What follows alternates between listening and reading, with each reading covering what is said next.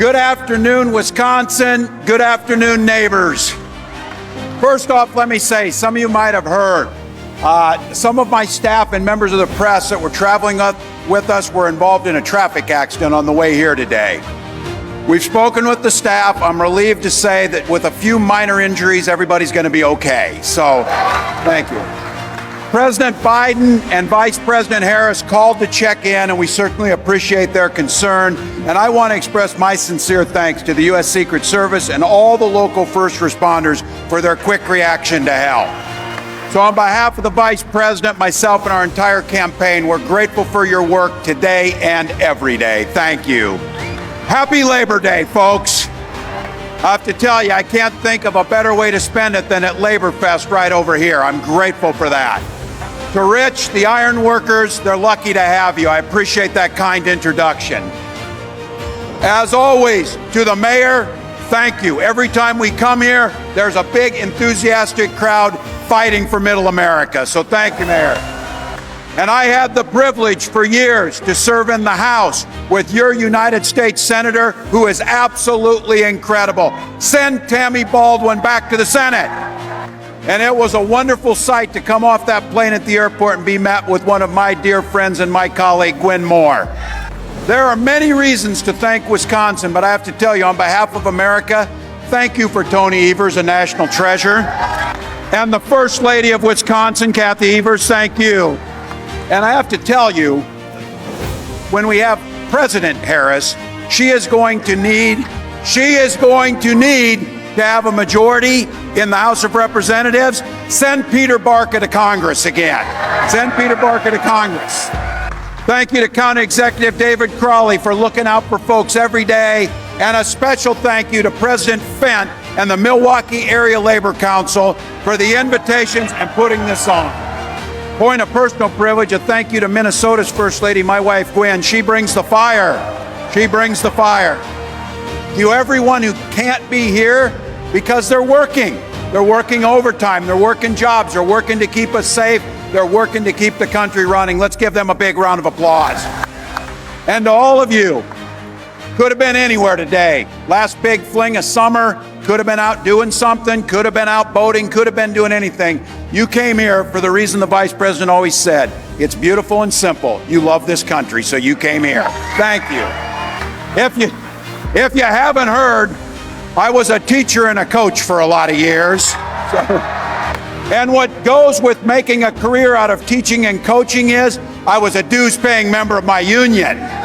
I always feel like maybe we should elect a few more dues-paying members to elected positions. So start thinking about it, folks. Start thinking about running.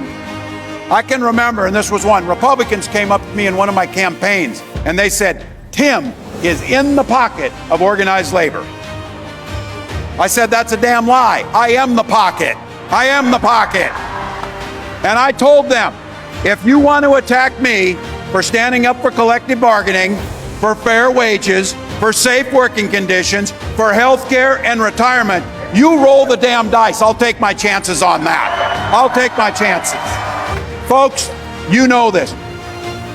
Unions and organized labor are more popular today than at any time in our lifetimes. Any time. And you know why?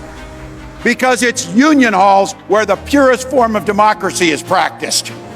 The opportunity to speak your mind about your job, the opportunity to elect your leadership, the opportunity to talk about the things that impact your life and then go advocate for it.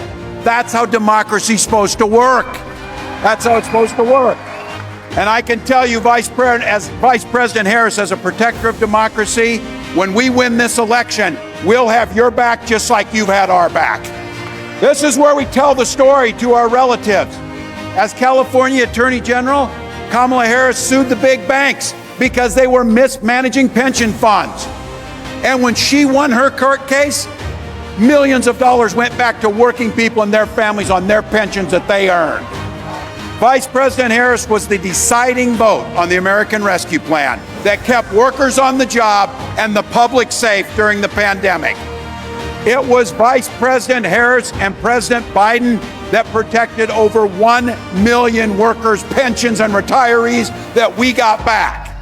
And it's not bragging if it's true. She was part of the most pro-union administration in American history. From sticking up for workers to voting for fair legislation to walking picket lines, she was there with workers every step of the way. So look, some people want to tell you got to elect them because they're the only people that can save things. They're the ones that did things. They're the ones who did this. We know exactly who built this country. It was labor that built this country. We also know it was unions that built the blue wall too, people, just to be very clear. If those guys think there's a crack in the blue wall, they are sadly mistaken, Governor Evers.